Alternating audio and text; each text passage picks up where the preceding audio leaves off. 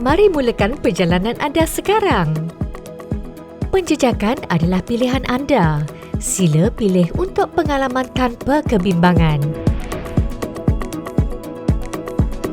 Skrin utama akan dipaparkan.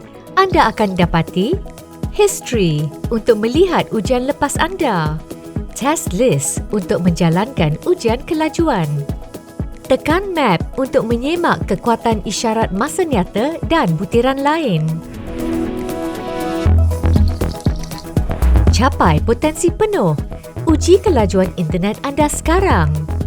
Sebelum itu, sila pastikan anda menutup rangkaian Wi-Fi mudah alih anda.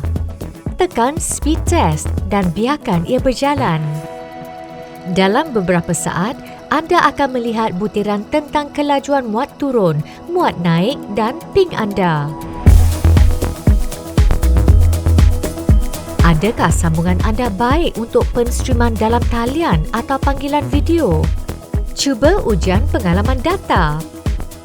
Warna hijau bermakna semuanya baik. Jika berwarna oranye, mungkin ada masalah kecil.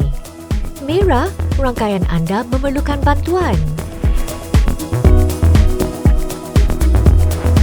Apabila anda sedang bergerak, gunakan ujian tinjauan laluan untuk menjejak isyarat anda semasa dalam perjalanan.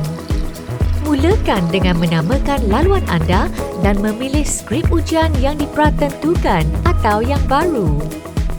Semasa anda bergerak, MC Nexus secara automatik merekodkan kekuatan isyarat dan kualiti rangkaian dalam masa nyata.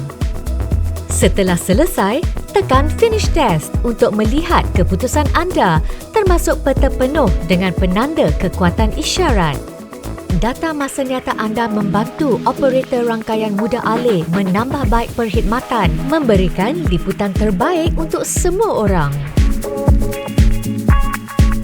Ukur kelajuan internet dalaman anda. Tinjauan bangunan membolehkan anda menguji kekuatan rangkaian pada aras lantai yang berbeza. Mulakan dengan memilih bangunan anda dan menambah pelan lantai. Tanda titik ujian utama dan berjalan melalui ruang untuk mengumpul data. Lihat hasil dalam masa nyata dan kenal pasti titik lemah untuk liputan yang lebih baik. Mahu mengubah suai pengalaman anda?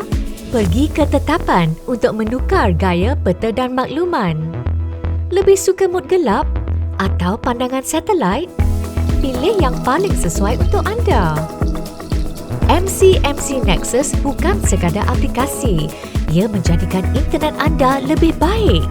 Muat turun sekarang dan kawal pengalaman internet anda.